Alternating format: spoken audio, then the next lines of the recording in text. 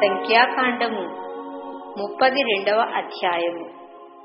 రుబేనీయులకును గాదీయులకును అతి విస్తారమైన మందలు ఉండెను కనుక యాజరు ప్రదేశమును గిలాదు ప్రదేశమును మందలకు తగిన స్థలమని తెలుసుకుని వారు వచ్చి మోషేను యాజకుడుగు ఎలియాజరును సమాజ ప్రధానులతో అతారోతు, దీబోను, యాజరు, నిమ్రా, హెష్బోను, ఎలాలే, షెబాము, నెబో, బెయోను అను స్థలములు అనగా ఇశ్రాయేలీయుల సమాజము ఎదుట యెహోవా జయించిన దేశము మందలకు తగిన ప్రదేశము.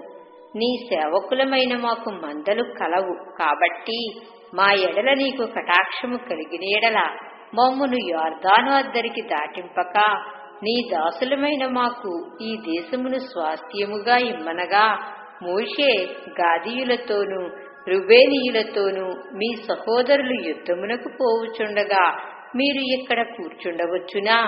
యెహోవా ఇశ్రాయేలీయులకిచ్చిన దేశమునకు వారు వెళ్ళక ఉండునట్లు మీరేల వారి హృదయములను అధైర్యపరచుదురు? ఆ దేశమును చూచుటకు కాదేషు బర్నేయులలో నుండి మీ తండ్రులను నేను పంపినప్పుడు వారును అలాగు చేసిరు గదా. వారు ఎష్కోలు లోయలోనికి వెళ్లి ఆ దేశమును చూచి ఇశ్రాయేలీయుల హృదయమును అధైర్యపరచిరి కనుక యెహోవా తమకిచ్చిన దేశమునకు వారు వెళ్ళకపోయిరి. ఆ దినమున యెహోవా కోపము రగులుకుని 20 ఏండ్లు మొదలుకుని పైప్రాయము కలిగి ఐగుప్తు దేశములో నుండి వచ్చిన మనుషులలో పూర్ణ మనస్సుతో యెహోవాను అనుసరించిన కెనెజీయుడగు యెఫున్నె కుమారుడైన కాలేబును నూను కుమారుడైన యెహోషువయు తప్ప మరి ఎవడును పూర్ణ మనస్సుతో నన్ను అనుసరింపలేదు కనుక నేను అబ్రహాము, ఇస్సాకు, యాకోబులకు ప్రమాణపూర్వకముగా ఇచ్చిన దేశమును వారు తప్ప మరి ఎవరునూ చూడనే చూడరని ప్రమాణము చేసెను. అప్పుడు యెహోవా కోపము ఇశ్రాయేలీయుల మీద రగులుకొనగా యెహోవా దృష్టికి చెడు నడత నడిచిన ఆ తరము వారందరూ నశించు వరకు అరణ్యములో 40 ఏండ్లు ఆయన వారిని తిరుగులాడ చేసెను. ఇప్పుడు ఇశ్రాయేలీయుల ఎడల యెహోవాకు కోపము మరి ఎక్కువగా పుట్టించున్నట్లుగా ఆ పాపుల సంతానమైన మీరు మీ తండ్రులకు ప్రతిగా బయలుదేరి ఉన్నారు. మీరు ఆయనను అనుసరింపక వెనుకకు మళ్లిన ఎడల ఆయన ఈ అరణ్యములో జనులను ఇంక నిలువ చేయును. అట్లు మీరు ఈ సర్వజనమును నశింపచేసెదరనెను. అందుకు వారు అతని యొద్దకు వచ్చి, మేము ఇక్కడ మా మందల కొరకు దొడ్లను మా పిల్లల కొరకు పురములను కట్టుకుందుము. ఇశ్రాయేలీయులను వారి వారి స్థలములకు చేర్చు వరకు మేము వారి ముందర యుద్ధమునకు సిద్ధపడి సాగుదుము. అయితే మా పిల్లలు ఈ దేశ నివాసుల భయము చేత ప్రాకారము గల పురములలో నివసింపవలెను. ఇశ్రాయేలీయులలో ప్రతివాడును తన తన స్వాస్థ్యమును పొందు వరకు మా ఇండ్లకు తిరిగి రాము. తూర్పు దిక్కున యొర్దాను యువతల మాకు స్వాస్థ్యము దొరికెను కనుక యొర్దాను అవతల దూరముగా వారితో స్వాస్థ్యము పొందమనిరి. అప్పుడు మోషే వారితో, మీరు మీ మాట మీద నిలిచి యెహోవా సన్నిధిని యుద్ధమునకు సిద్ధపడి యెహోవా తన ఎదుట నుండి తన శత్రువులను వెళ్ళగొట్టు వరకు యెహోవా సన్నిధిని మీరందరూ యుద్ధ సన్నద్ధులై యొర్దాను అవతలికి వెళ్లిన ఎడల ఆ దేశము యెహోవా సన్నిధిని జయింపబడిన తరువాత మీరు తిరిగి వచ్చి యెహోవా దృష్టికిని ఇశ్రాయేలీయుల దృష్టికిని నిర్దోషులై ఉందురు.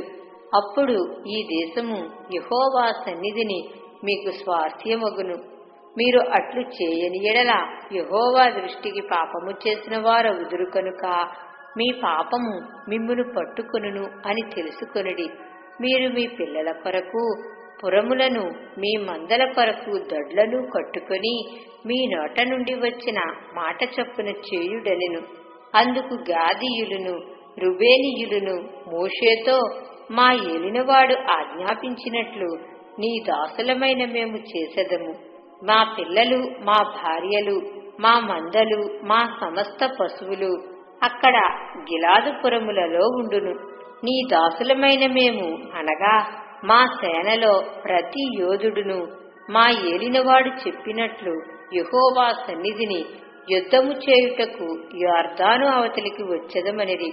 కాబట్టి వారిని గూర్చి యాజకుడైన ఎలియాజరుకును నూను కుమారుడైన యెహోషువకును ఇశ్రాయేలీయుల గోత్రములలో పితరుల కుటుంబముల ప్రధానులకును ఆజ్ఞాపించి వారితో ఇట్లనెను, గాదీయులను రుబేనీయులను అందరూ యెహోవా సన్నిధిని యుద్ధమునకు సిద్ధపడి మీతో కూడా యొర్దాను అవతలికి వెళ్ళిన యెడల ఆ దేశము మీ చేత జయింపబడిన తరువాత మీరు గిలాదు దేశమును వారికి స్వాస్థ్యముగా ఇయ్యవలెను.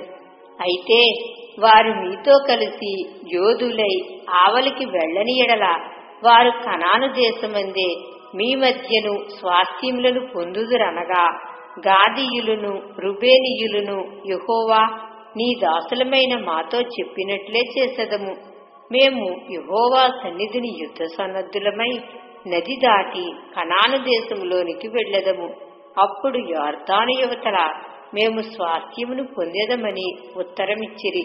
అప్పుడు మోషే వారికి అనగా గాదీయులకును రుబేనీయులకును యోసేపు కుమారుడైన మనష్య అర్ధగోత్రపు వారికిని అమోరీయుల రాజైన సీహోను రాజ్యమును బాషాను రాజైన ఓగు రాజ్యమును దాని ప్రాంతపురములతో ఆ దేశమును చుట్టూ ఉండు ఆ దేశపురములను ఇచ్చెను.